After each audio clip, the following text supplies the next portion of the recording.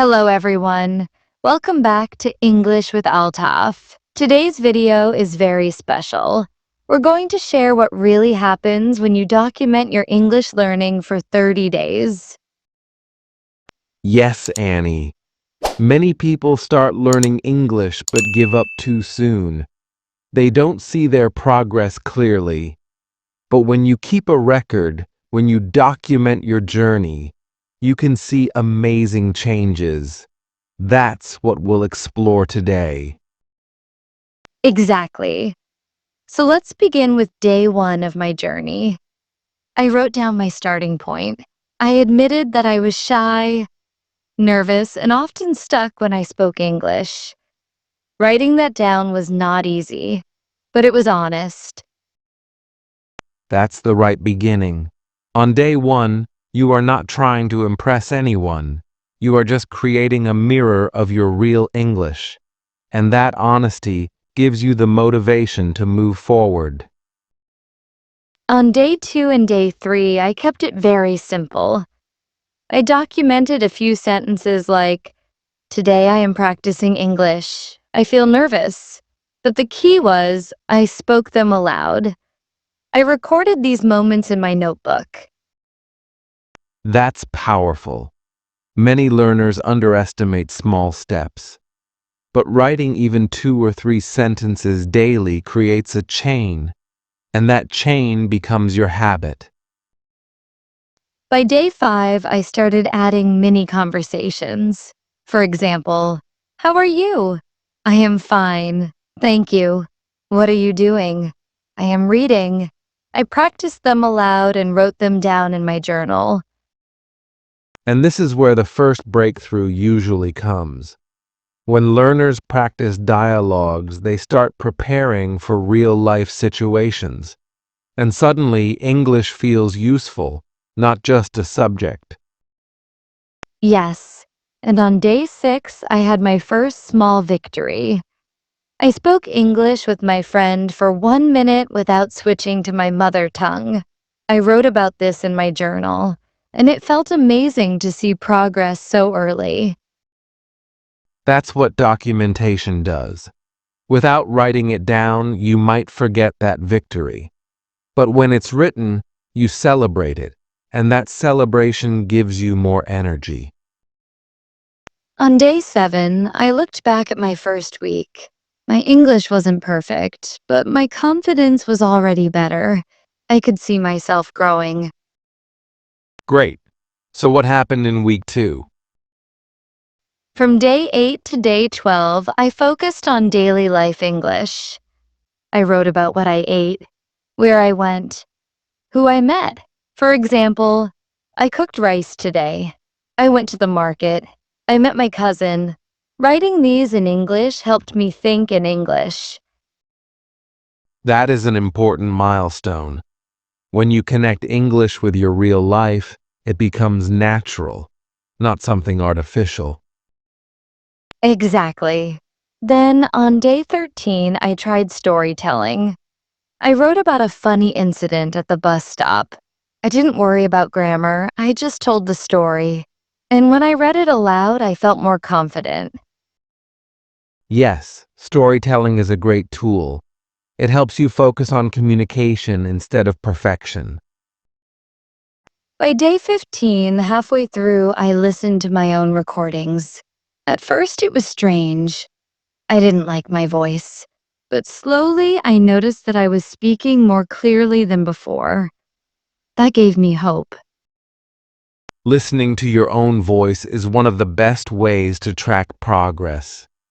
It may feel uncomfortable, but it shows you exactly where you are improving. From day 16 to day 20, I practiced shadowing. I listened to short English videos and repeated after them. I documented how many minutes I practiced and what phrases I repeated. This exercise really improved my pronunciation. Shadowing is like training your tongue and ears at the same time. It helps you sound more natural and fluent. Yes. By day 21, I noticed another breakthrough. I was starting to think in English automatically. For example, instead of translating, I simply said to myself, I need water, or I am tired. That was a big step. That's the moment every learner waits for the shift from translation to thinking in English. Documentation helps you notice when this happens. From day 22 to day 25, I challenged myself with longer sentences. Instead of saying, I ate food, I said, I ate food with my friend at a new restaurant. Expanding my sentences felt powerful, and I could see the difference in my journal entries.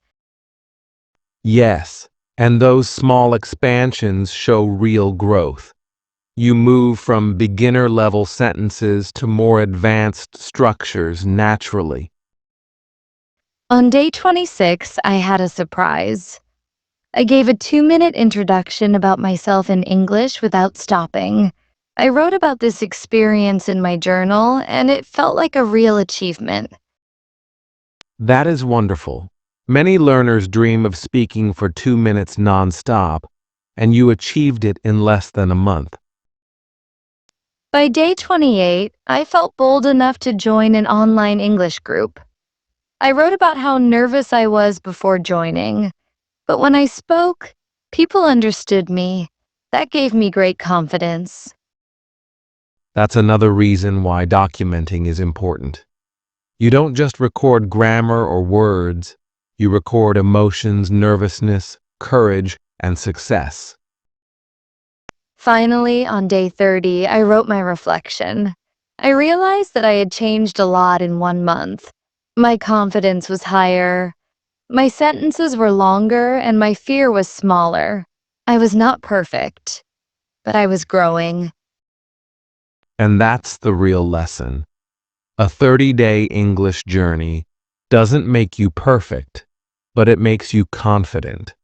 It helps you break hesitation and move forward. Yes. And the most important thing is when you document your journey, you can see your progress clearly. That's what keeps you motivated. So let's summarize what we have learned in today's video.